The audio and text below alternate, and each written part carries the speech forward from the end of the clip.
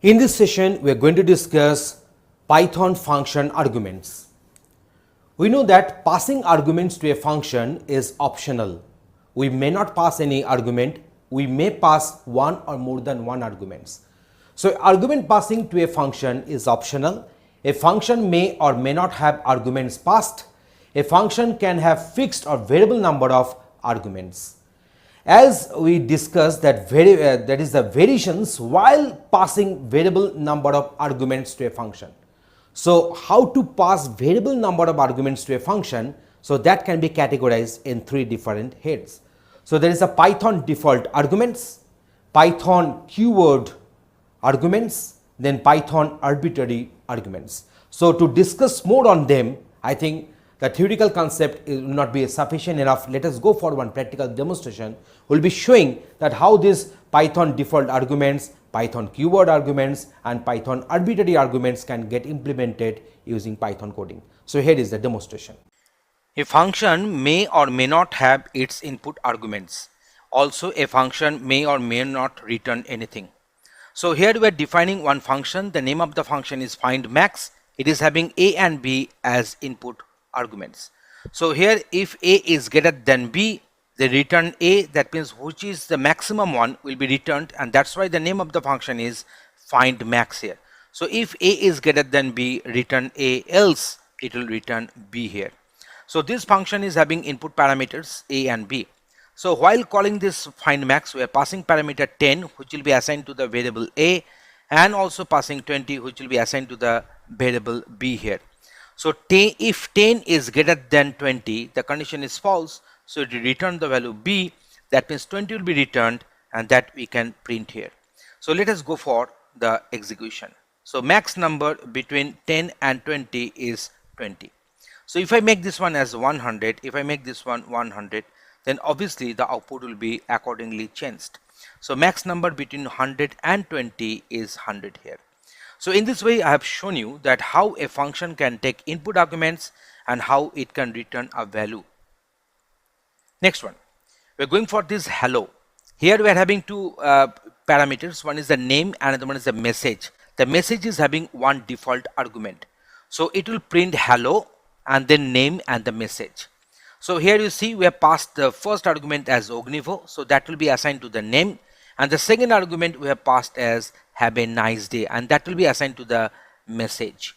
So in the second time when I'm calling this hello function, we are passing only Ognivo, not the second argument we are passing. In that case, as the second parameter is missing, it will take the default value of the second parameter. So let us go for the execution. You can find that hello is coming from this particular string. So hello Ognivo comma have a nice day. I passed this have a nice day, so that's why it has got printed accordingly. Next one is hello Ognivo, how are you? Because I didn't pass the second argument, second parameter is not being passed. As a result of that, the default argument is actually is getting assigned onto this message variable. Okay, now let us go for the another one. So here you see we are having one function. The name of the function is sumAll, which will take the function with the arbitrary arguments. So sum is equal to 0.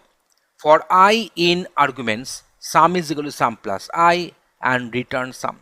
So here this star args will indicate that here you can pass multiple number of arguments as required. There is no upper limit. We can pass multiple number of arguments as required.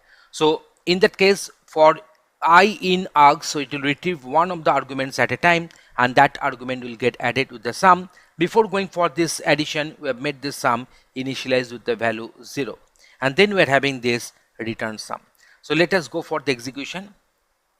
So with this particular function sumAll, we have passed 5 parameters. So 1, 2, 3, 4 and 5.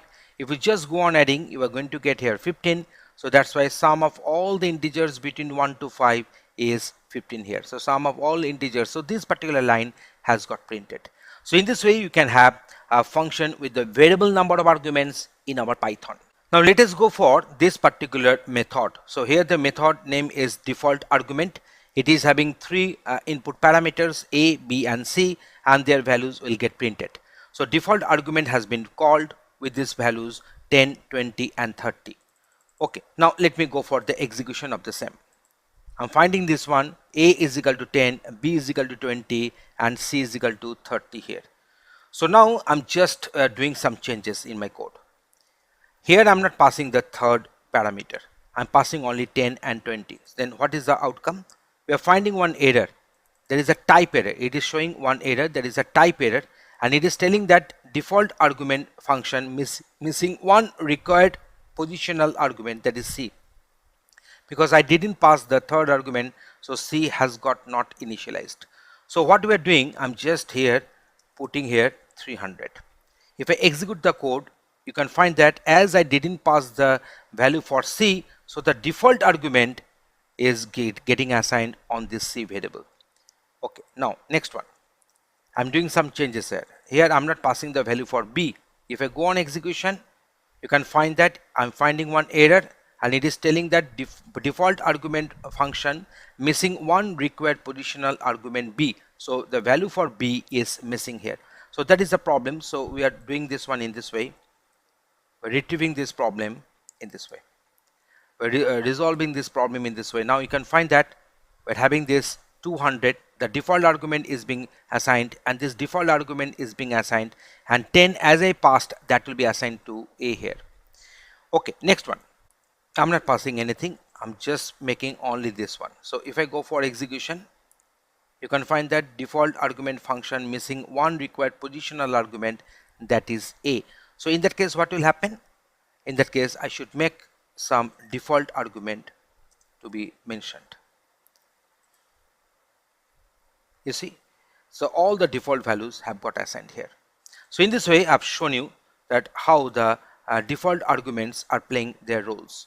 Now next time I'm going for the another one. I'm just mentioning that B is equal to 222, C is equal to 333, and here we're having this A is equal to 111. We're having this one.